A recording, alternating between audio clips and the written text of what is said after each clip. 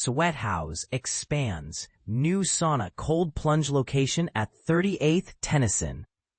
Here's something that might shock you. While Denver's apartment market is crashing with vacancy rates soaring to 7%, one developer just scored a major win by betting on an unlikely tenant that charges people $80 to sit in a hot box and jump in ice water. Frank Campise, a seasoned Chicago apartment developer and investor, just made what some might call a risky move. He handed over the entire 2,700 square feet of prime retail space in his brand new building at 38th Avenue and Tennyson Street to SweatHouz, a wellness concept that combines infrared saunas with polar plunge therapy.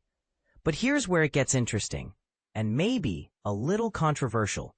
While traditional businesses struggle to justify steep commercial rents, SweatHouz apparently has no problem charging customers nearly $300 monthly for unlimited access to what is essentially controlled temperature torture. Their standard session runs $80 and involves cycling between an infrared sauna, which operates at lower temperatures than traditional saunas, a vitamin C-infused shower that supposedly benefits skin health, and finishing with a shock-inducing cold plunge.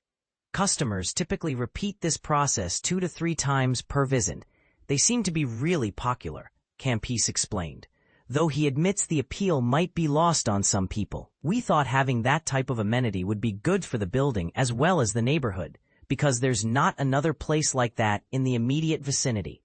Campise, who serves as one of 2 principals at JAB Real Estate, wrapped up construction on his 44-unit building at 4345 West 38th Avenue at the end of last year. Leasing for the property should conclude within the next few weeks, a timeline that's actually impressive given current market conditions.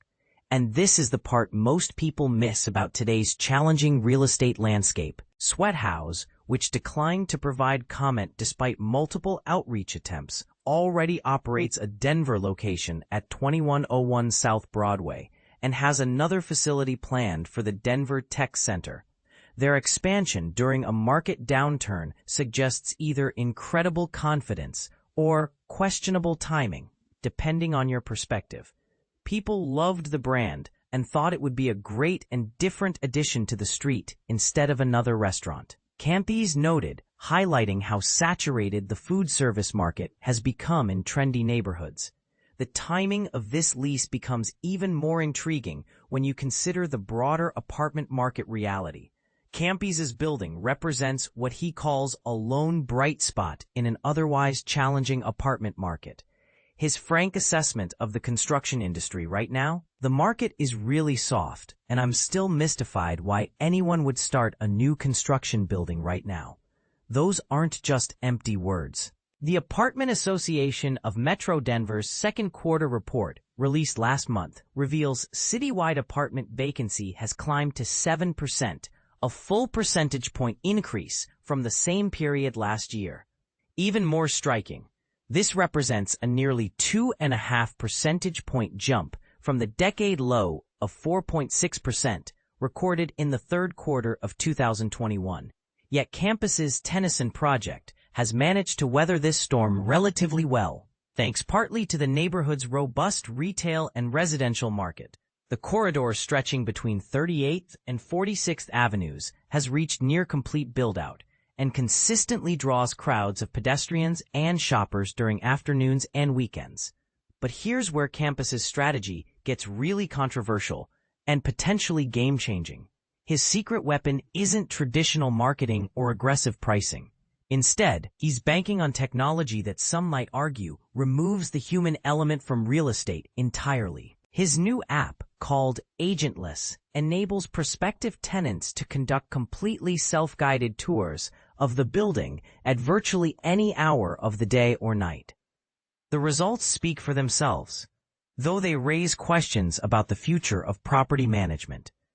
The app successfully leased 30% of units at his Tennyson project and an impressive 70% at one of his Chicago properties. He's so confident in this approach that he plans to implement it at his next project, scheduled for delivery this September at 2935 Zuni Street in Lodi. Those units would probably be vacant if we didn't have the software, Campise admitted, suggesting that traditional leasing methods might be failing in today's market. This raises some fascinating questions about where we're headed.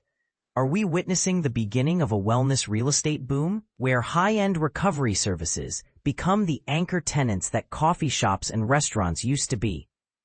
Or is this just another example of affluent consumers paying premium prices for experiences they could replicate at home with a hot shower and some ice cubes? More importantly, as technology replaces human interaction in everything from apartment tours to customer service, are we solving efficiency problems or creating new social isolation issues? What do you think? Is SweatHouz filling a genuine wellness need in Denver's urban landscape? Or are we watching another overpriced trend that won't survive the next economic downturn? And should we be concerned that apartment hunting is becoming as automated as everything else in our lives? Share your thoughts, and let's debate whether this represents smart business evolution or just another sign that we're losing touch with authentic human connections in real estate.